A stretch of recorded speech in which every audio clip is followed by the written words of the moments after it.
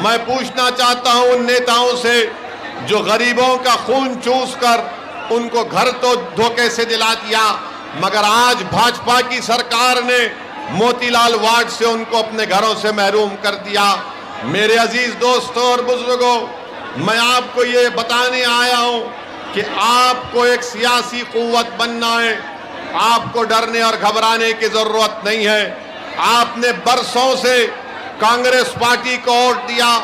जो नौजवान अगर 2002 में पैदा हुआ उसने सिर्फ भाजपा की सरकार मध्य प्रदेश में देखी, मगर आज मजलिस इत्तेहादुल मुस्लिमीन की मुखालिफत में बराबर भाजपा भी है और कांग्रेस भी है।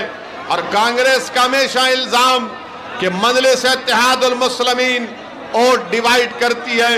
मैं कांग्रेस के जिम्मेदारों से पूछना चाहता हूं, मैं मोहतरम कमलनाथ से पूछना चाहता हूं, मैं वो दिग्गज राजा से पूछना चाहता हूं कि बताओ, यहां पर पिछले विधानसभा के चुनाव में मध्य प्रदेश की जनता ने कांग्रेस को सत्ता दी, तो कांग्रेस के 20 से ज्यादा विधायक क्यों कांग्रेस को छोड़कर भाजपा में चले गए? कांग्रेस का बहुत बड़ा नेता जिसका नाम सिंधिया है, वो कांग्रेस को छोड़कर भाजपा में चले गए।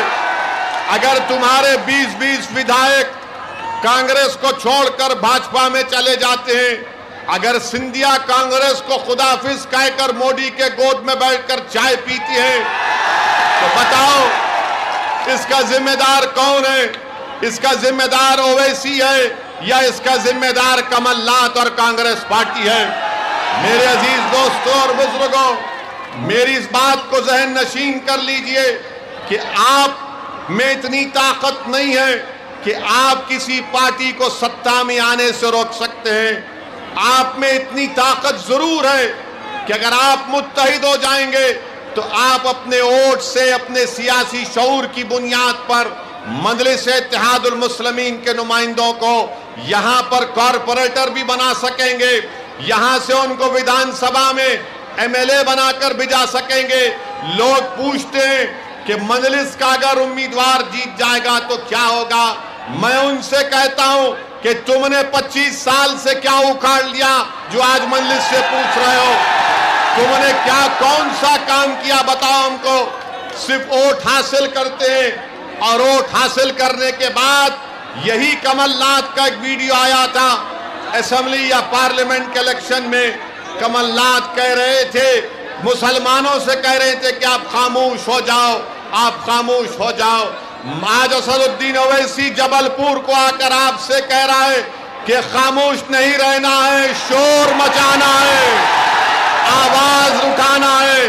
और याद रखिए, जो कौम, जो समाज खामोश हो जाता है वो जिंदा नहीं कहलाता, वो मुर्दा कहलाता है। तो अब खामोशी को तोड़ना है, सन्नाटे को तोड़ना है और आपको इस अंधेरे में, इस फिरका परस्ती के अंधेरे में, इस नफरत के अंधेरे में आपको एक चिराग जलाना है।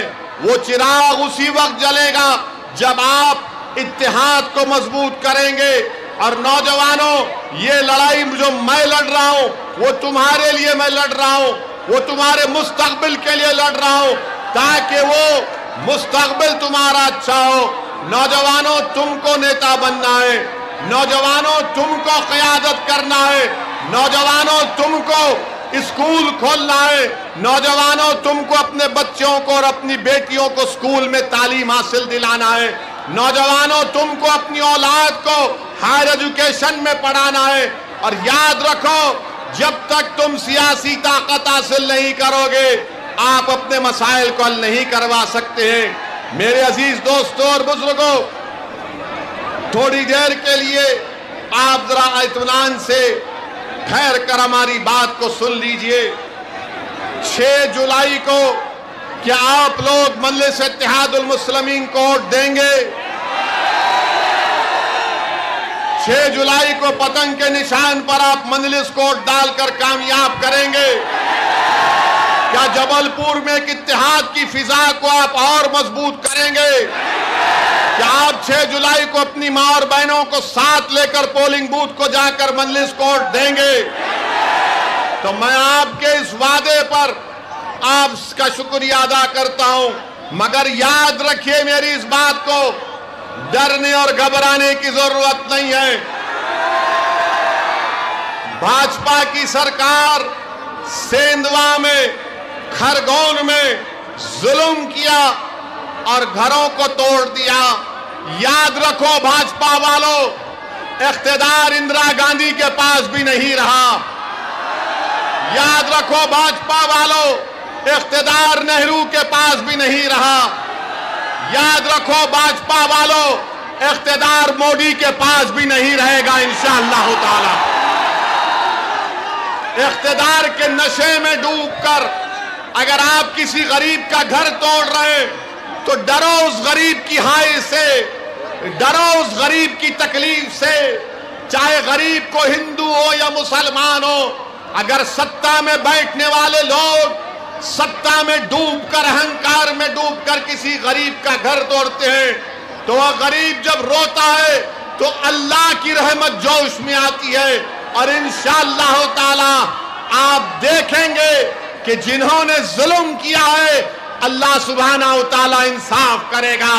मेरे अजीज दोस्तों और बुजुर्गों, मैं मजम्मत करता हूं कि जो भाजपा सरकार ने वसीम शेख की दुकान को तोड़ दिया, अरे जिसके हाथ नहीं है आपने उसकी दुकान को तोड़ दिया और इल्जाम लगाया कि पत्थर फेंकता था। अरे जिसके हाथ नहीं है वो कौन सा पत्थर फेंक सकता है? मेरे अजीज दोस्तों और बुजुर्गों, आप एक सियासी ताकत बनिए। याद रखिए भारत में जब तक अल्पसंख्यक समाज एक सियासी ताकत नहीं बनेगा आपके मसाइल हल होने वाले नहीं हैं। आप देखते हैं कि दिल्ली में अभी थोड़ी देर पहले एक ऑल्ट न्यूज के जुबैर को दिल्ली की पुलिस गिरफ्तार कर लेती है, झूठा केस लगाकर जुबैर को गिरफ्तार करती है। हम प्रधानमंत्री से डिमांड करते हैं कि जुबैर कहां है बताओ।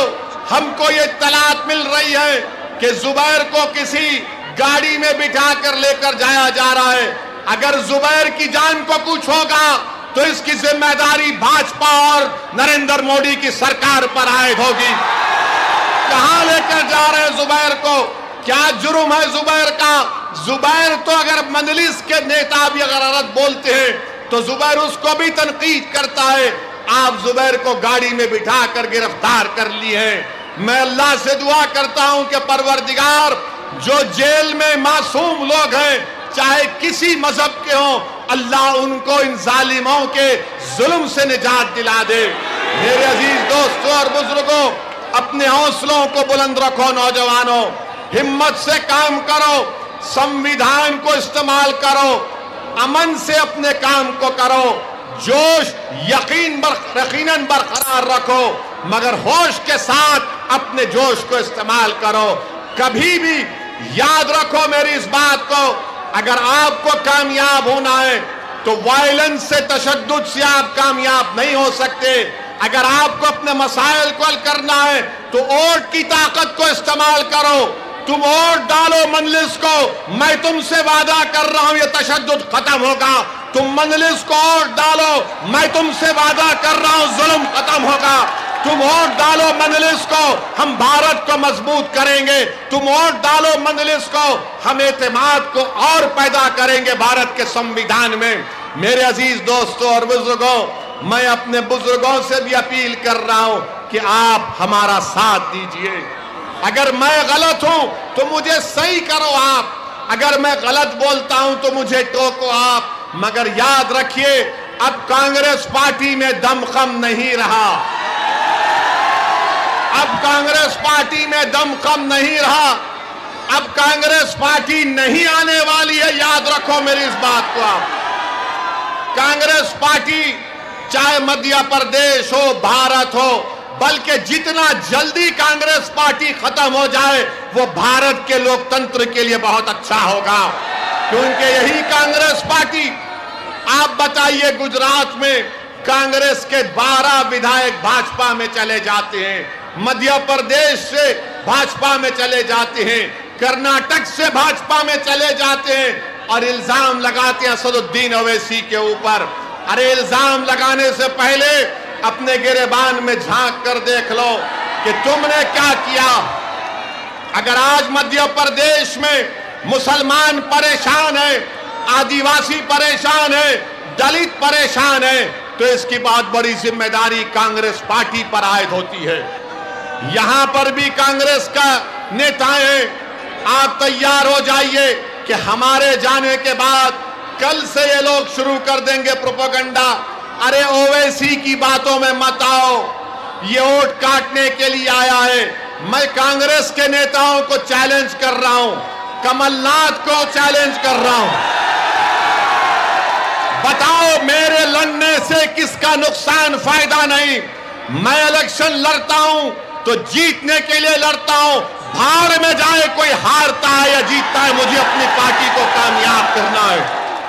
कब तक हम गुलामी करेंगे इन पार्टियों की? क्या आप कांग्रेस के गुलाम हैं? क्या आप मोदी से डरते हैं?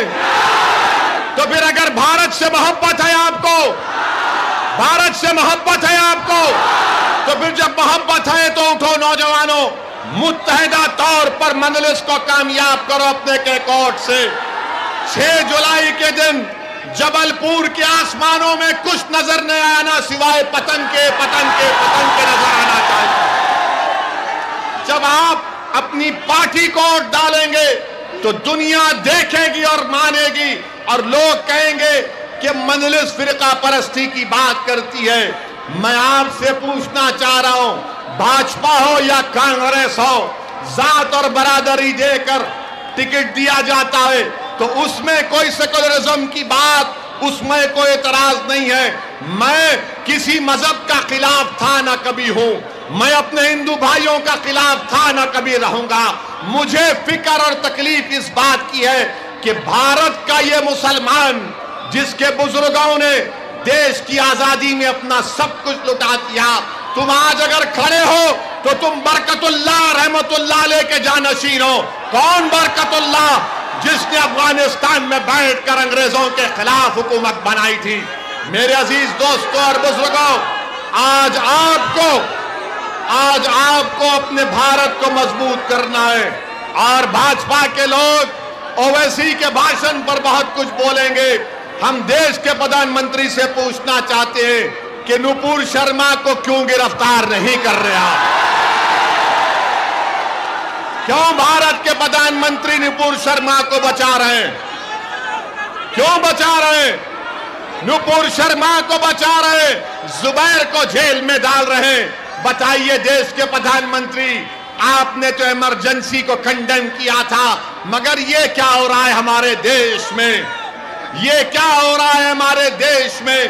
मेरे अजीज दोस्तों और बुजुर्गों, ये भाजपा के लोग ओवैसी पर बड़ी बड़ी तनकीद करते, गरीबों के घर पर बुलडोजर ले जाकर तोड़ते।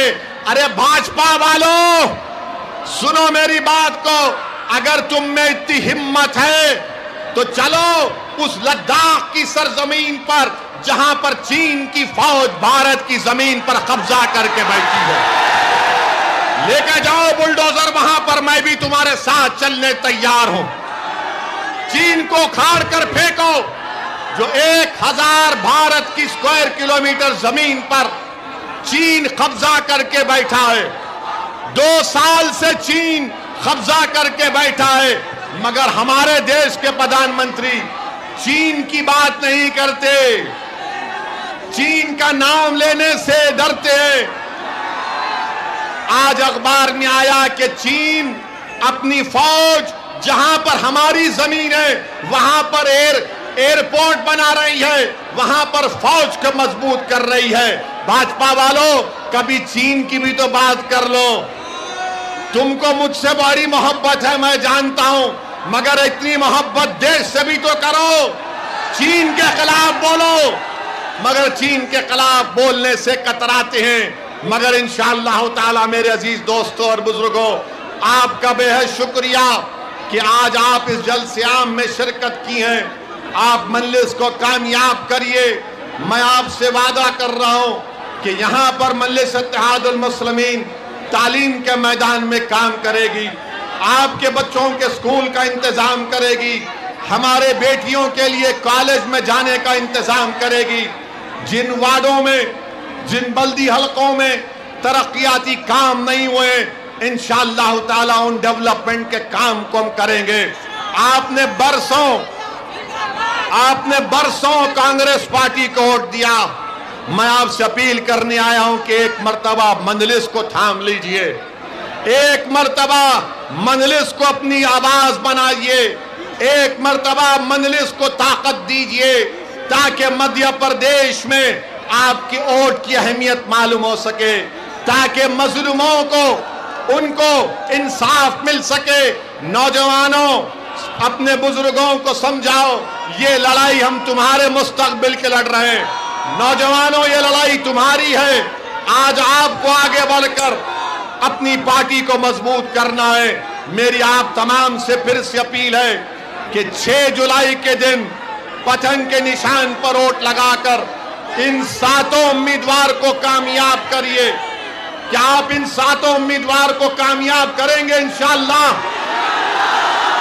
क्या पतंग के निशान पर वोट डालेंगे आप लोग? क्या आप अपने पूरे घर के अफराद या खानदान को लेकर पोलिंग बूथ को जाएंगे? तो आपकी जिम्मेदारी है। ये 7 मजलिस के उम्मीदवार नहीं है, यहां पर जितने लोग हैं आप तमाम मजलिस के उम्मीदवार हैं, आप तमाम मजलिस के प्रत्याशी हैं। आपका घर मेरा घर है, आपका बेटा मेरा बेटा है, आपका भाई मैं भी आपका भाई हूं। आप हमारी सरपरस्ती करिए। बुजुर्गों से अपील कर रहा हूं कि आप मजलिस को पलने और फूलने दीजिए। मजलिस की आप उसके सफर को लेकर आगे बढ़िए। फिर से आप तमाम का शुक्रिया कि आज आप यहां पर आए, आपका बेइंतहा शुक्रिया। इंशाअल्लाह ताला हम फिर से आएंगे जबलपुर को और जल्दी आएंगे ताकि आपसे और तफसीली गुफ्तगू हो सके। 6 जुलाई को पतंग के निशान पर वोट देकर मजलिस को कामयाब करिए। मजलिस इत्तेहादुल मुस्लिमीन, मजलिस इत्तेहादुल मुस्लिमीन, मजलिस इत्तेहादुल मुस्लिमीन। भारत भारत, नारे तकबीर, नारे तकबीर। अस्सलाम वालेकुम व रहमतुल्लाहि व बरकातहू। हमारे चैनल को लाइक करें, सब्सक्राइब करें और बेल आइकन जरूर दबाएं।